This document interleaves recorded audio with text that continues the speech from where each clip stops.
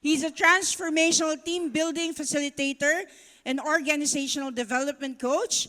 He's the founder of Art Your Service Coaching and Team Building and brings years of leadership of experience to people around him. And so we would like to welcome our transformational coach and speaker who helps heal, reframe stories, and embody new identities. He teaches freedom through self-awareness and personal reinvention. Our, our next speaker for today, freedom to choose yourself, Mr. Art Tapales. We're going to talk about how can you get that freedom, what is required and what is required for you to have and what is required for you to let go. So in this next few minutes, I have a few minutes with you, I'm going to share with you my transformation journey. Okay lang ba? Alright, so what I'm going to share with you is my transformation story and I hope that you get something out of this. So, who here, just like me, naniniwala or you believe that you need to change something in yourself for you to be successful? Thank you. So in that sense, in my journey of transformation, so let's put here,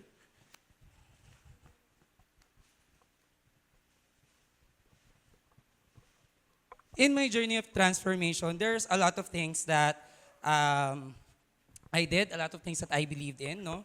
Who here, just like me, when you are starting to figure things out, when you're starting to get to know yourself more, you believe that in order for you to be successful, you have to know lots of things. You have to learn lots of skills. Who here believes that? Meron ba? So we were taught that in order to be successful, you have to have a huge amount of skill set. You have to have lots of tools in your toolbox. But the question here is, how can you get this? How can we make sure that we have that skill set, that we are growing our skill set? Ask me how. Number one is to get to grow our mindset. So we have here. Who here has heard of the word growth mindset before? Raise your hand. Narinig na natin to? Growth mindset. What does that mean? Growth mindset means that each and every day you're learning something new. It doesn't have to be just about your career. It could be through your journey of personal mastery. What's the word? Personal mastery. And that's what we're going to talk about today. In my life, I really wanted to be successful.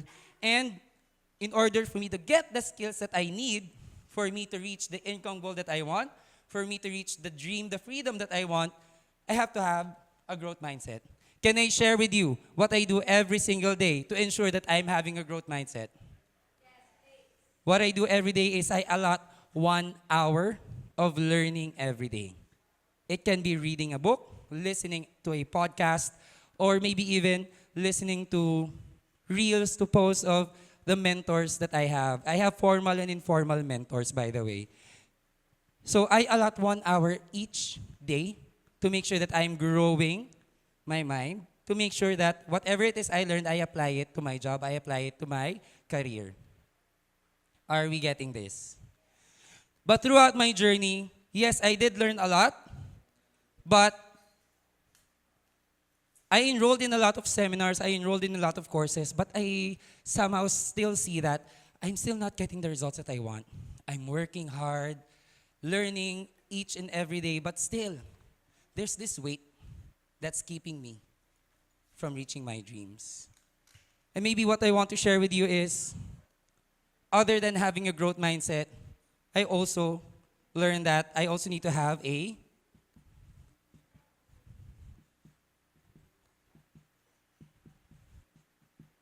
clear heart set.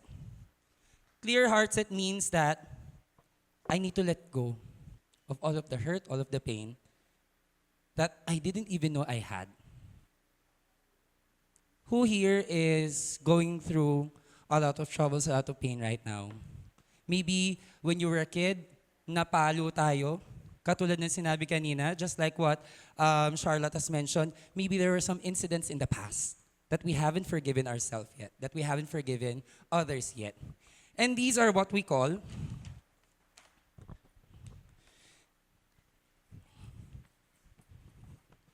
these are your bags. Can I invite everyone to raise their right hand and make a fist? Tighter, harder, tighter. Tight it some more, a little bit more. Keep raising it. Don't let it go, because those are the pain that we've been holding on to in our lives. What are these bags? You have here your blame, things that you blame others for that's been happening in your life. Don't let it go. Raise it up. Tighter. You also have your anger. The pain, the galit, the puot inside your hearts that we're not yet letting go. You also have your guilt. These are the things that you know that you did something wrong to others, that you're not accepting it, but it's still there. And lastly, you have here is your shame. These are the things that you do to yourself. Now, why is it that I know it's bad for me, but I keep on doing it? And it's because you're not letting it go. How are you feeling right now with your hand, with your fist like that? It's tiring. Masakit na, it's hurting, right? If our fist is like this, are we receiving any blessing? If there's a shower of blessing, how can we receive it? Your palm is closed. Zero. And all you have to do is to just let it go. And how do you feel right now that you've let go of that pain? What does it feel like? Release. Lighter. Relief. In other words, it's freedom. Once you release your baggages, you feel free. And that's what happened to me. I started to forgive the people who hurt me in the past. But most importantly, I started having compassion towards myself. For years, I've been blaming myself for not getting the dreams that I want, for not realizing that it is only I who's blocking the success that I want. And that's through having a clear heart set. Now, are these three enough for me to transform?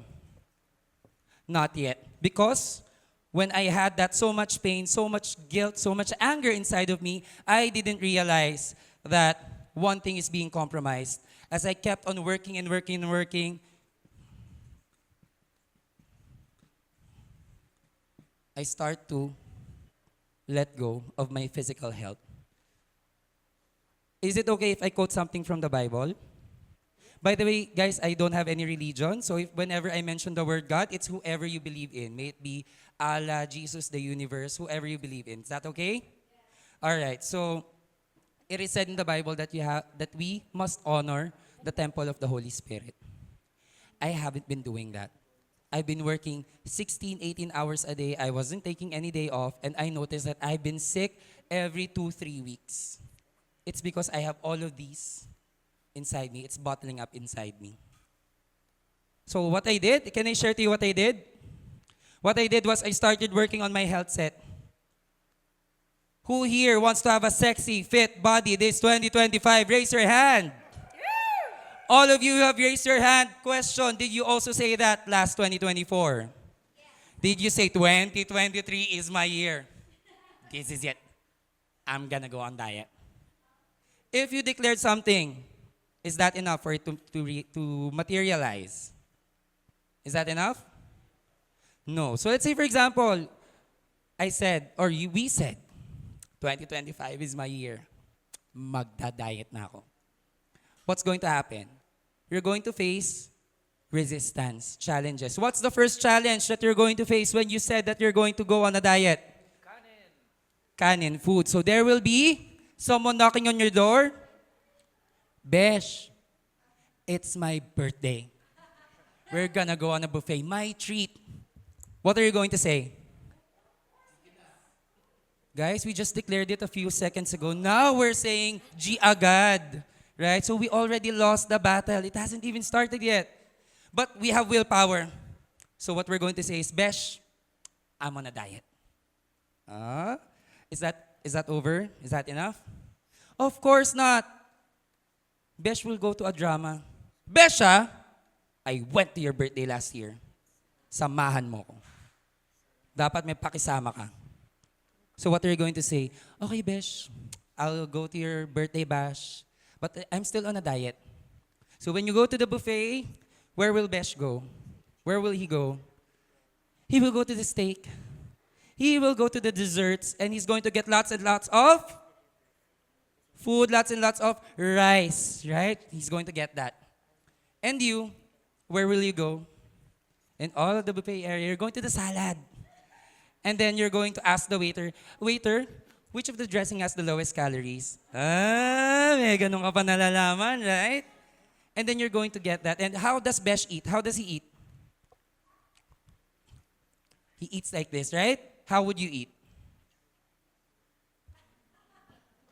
And then throughout your mind, what are you saying? Sana all. Sana all nakakakain ng marami. Sana all can eat whatever they want, right? And it's those struggles, it's those battles that's hindering us from this transformation.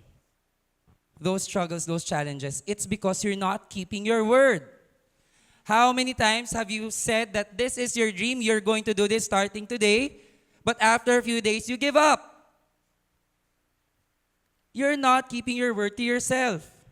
And how can others who here are business owners? Business owners? Right. So how can your people, how can your clients trust you if you cannot keep your word?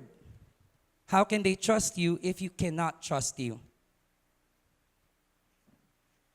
So maybe what I invite you to do, or what I want you to do is, look here, right? What is it that you want to focus on first? Do you want to focus on your health set first? With the example that I gave you, am I only talking about diet? Am I only talking about health set? No, I'm talking about all areas of your life. If you're not keeping your word, how can you make sure that you can get the life that you want? Because in this journey of transformation, in this game called life, there are 4 players. How many? 4 players in this life. And who here knows some people that whatever they do in their life, kahit saan nyo sila ilagay, they are so excellent, they're so successful. Do you know people like that? Jack of all trades, that wherever you put them, they're just good. Yeah. Captain Kumar, right? He did lots of things, I agree. So, these are the people who say that in terms of how they play their life, they always go on. What's the word? Full out. They give it their all. Siksik, liglig, umaapaw. They give all of the effort. They give all of their energy into it. That's why they're always getting the results. They're the people who's always going up the stage, getting the award month over month, year over year. Do you guys know some people like that? The question is, are you going full out with your life right now? Because in reality, the only thing that's making it different for each and everyone is the choices we make. So those people who choose to go full out gets all of the rewards. And maybe, right now, some of us are here. 50-50. You only do it when it's convenient. You only do it when it's easy. You only do it when it's Monday. You only do it when it's the first of the month. Monday na lang ako magda-diet. May Monday pa naman. Next Monday. You only do it when it's convenient. What does 50-50 mean in a medical standpoint? When you're in a hospital, what is 50-50? Alanganin, almost dying. Maybe that's the reason why our dreams is almost dying. It's because you choose to only show up, to only perform when it's convenient for you. And then you give up when times get hard. Are you getting this? So where in your life are you going 50-50? And other than 50-50, we also have a third player who we want to call the watcher. They choose not to play the game, but they're in the game. But they just watch. Ito yung mga, every time there's awarding, this is what they do. They're clappers. They only clap. And they have a favorite expression. Ask me what? Sana all. Sana all sexy. Sana all mayaman. Sana all may jowa. How can you get the result that you want if you're just watching? You're not playing, you're not participating. The word here is participation. What's the word? Participation. How do you participate in this game called life? What choices are you making? How can you expect to get the life that you want, the freedom that you want, if you're only watching? You're not doing anything. And maybe the reason why I want to share this with you is because we have a fourth player in this game called life. And these are the people who are dead, ma. They're already dead inside. They choose not to play the game. They choose out of life. These are people who may be smiling right now, who may be laughing with you, but deep inside they already want to end it. They already want to go to the other side. And the reason why I'm sharing this with you is because right now you're here, you're choosing your freedom. Maybe in some areas of your life you're a watcher. Maybe you're in 50-50.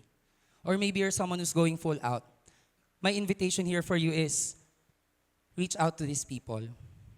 Maybe one simple hug, one simple kamusta ka, one simple how are you can lift those people here to just even be a watcher for now. And sometimes those people who are here just needs to be saved, and they're the ones who's going full out. So I want you to grasp that by taking a deep breath, inhale and exhale. And earlier we talked about transformation through personal mastery. Is this enough for you to transform, yes or no? Guys, isa-isa lang. My ears. You're so loud. If you do it, yes. That's right. This is already enough for you to transform. But do you want to know how to 10x your results? Who here want to 10x their transformation? There's one more component that I would like you to look at, and it's your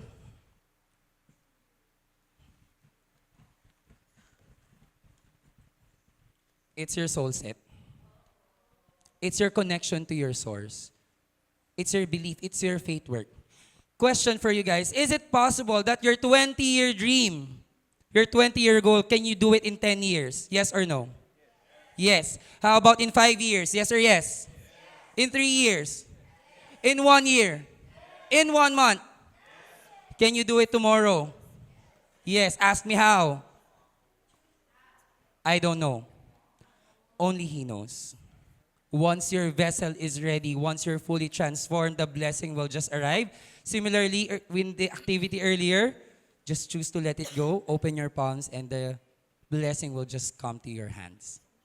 Ease and flow. You don't have to struggle. You don't have to do hard work. It's all ease and flow. Surrender to the process. And you can do that by, again, going full out. If you go full out in life, in all areas of your life, you will get the result that you want. That's guaranteed. And the only way to guarantee that is by you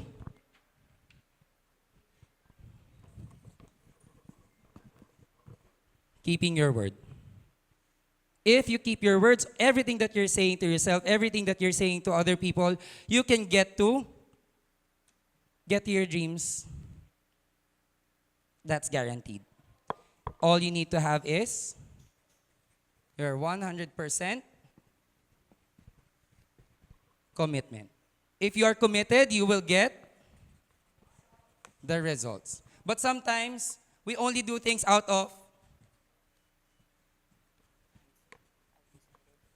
compliance because I have to.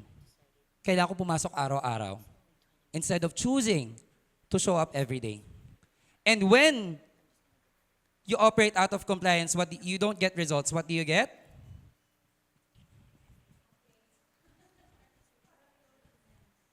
You get reasons. Traffic kasi. Get excuses. What do you want in life? Do you want to have reasons or results? Then keep your word. That's all there is to it.